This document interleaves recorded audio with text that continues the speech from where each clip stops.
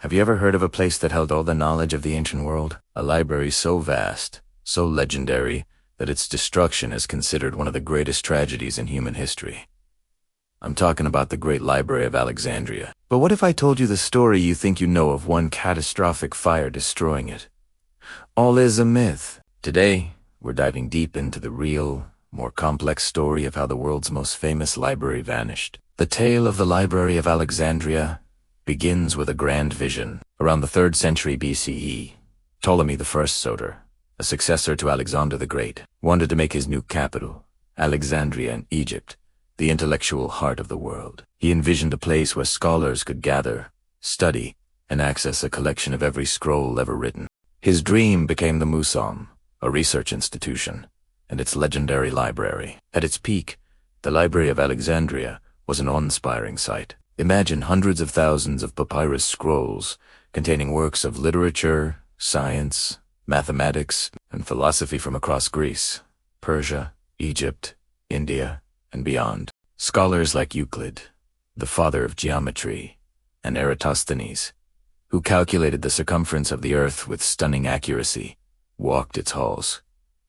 It was more than just a building full of books. It was the world's first ever university, a beacon of human curiosity and intellect. They translated texts, created the first ever critical editions of Homer's epics, and laid the groundwork for centuries of scientific discovery. So, what happened to it? The popular story points a finger at one man, Julius Caesar. In 48 BCE, during a civil war, Caesar was besieged in Alexandria. He set fire to his own ships in the harbor to block the enemy fleet. The flames, so the story goes, spread to the city and consumed the great library, turning centuries of knowledge into ash. It's a dramatic tale, one that has been told and retold for generations. But the truth is far less simple and, in many ways, more tragic. While Caesar's fire likely did cause damage to parts of the city, and perhaps destroyed some scrolls stored in warehouses near the port, there's no contemporary account claiming it wiped out the main library itself. In fact,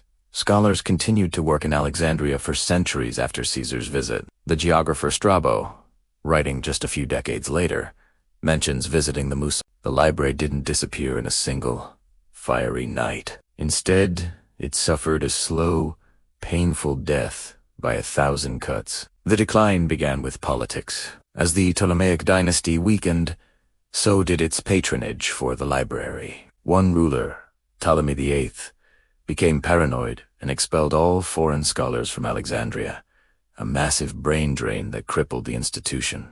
Funding dwindled. The focus shifted away from acquiring new knowledge to simply preserving what was already there. Economic instability meant less money for maintaining the collection and supporting the scholars. The vibrant intellectual life that had defined the library began to fade. Then came a series of actual destructive events, spread out over hundreds of years.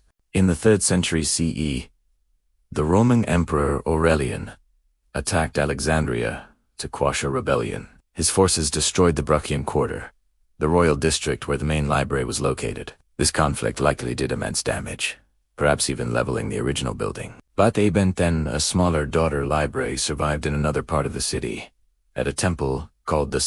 This daughter library became the new center of learning, but its fate was sealed by the rise of religious intolerance. In 391 CE, the Roman Emperor Theodosius I issued a decree to close all pagan temples. Theophilus, the bishop of Alexandria, a man with little patience for pagan traditions, saw his chance. He led a mob that descended upon the Serapeum. They didn't just close it, they utterly demolished it. The scrolls inside, their fate is uncertain. Some may have been destroyed on the spot, others carted away or simply left to rot. This was not a side effect of war. It was a deliberate act of cultural destruction. The final nail in the coffin came with the Muslim conquest of Egypt in 642 CE. A much-debated story claims that the Caliph Omar, when asked what to do with any remaining books, declared, "If these writings of the Greeks agree with the Book of God, they are useless and need not be preserved. If they disagree, they are pernicious and ought to be destroyed."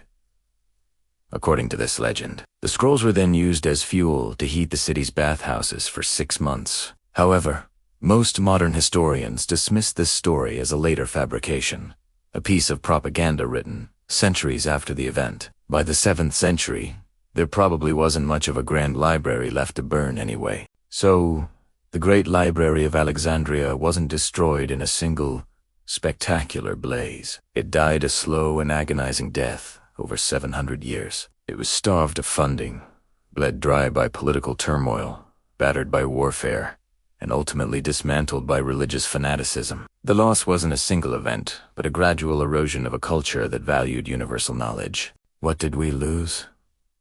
We can only guess. We lost countless plays by Greek dramatists, like Sophocles and Euripides, of which only a fraction survive. We lost Aristotle's own library, which was said to have been housed there. We lost detailed histories of the ancient world, scientific treatises that might have accelerated human progress by centuries, and philosophical debates we can now only imagine. The story of the Library of Alexandria is a powerful cautionary tale. It reminds us that knowledge is fragile and that a society's intellectual heritage can be lost not just to fire, but to neglect, intolerance, and a lack of funding. It asks a story about the slow decay that happens when we stop valuing curiosity and open inquiry. But it's also a story of resilience. The idea of the Library of Alexandria, the dream of a universal repository of knowledge, never truly died. It inspired countless libraries that followed. And it lives on today in the internet, our modern, digital Alexandria, and in Alexandria itself, a new, magnificent library. The Bibliotheca Alexandrina was opened in 2002 near the site of the old one, a testament to the enduring power of that ancient vision. So, the next time you hear the story of Caesar burning down the library, you'll know the real, more complicated truth. The mystery of its disappearance isn't about finding a single culprit, but about understanding the slow, complex forces that can lead a civilization to lose its greatest treasure. Thanks for joining me on this journey into the past. If you found this fascinating, make sure to hit that like button and subscribe for more deep dives into history's greatest mysteries. See you next time.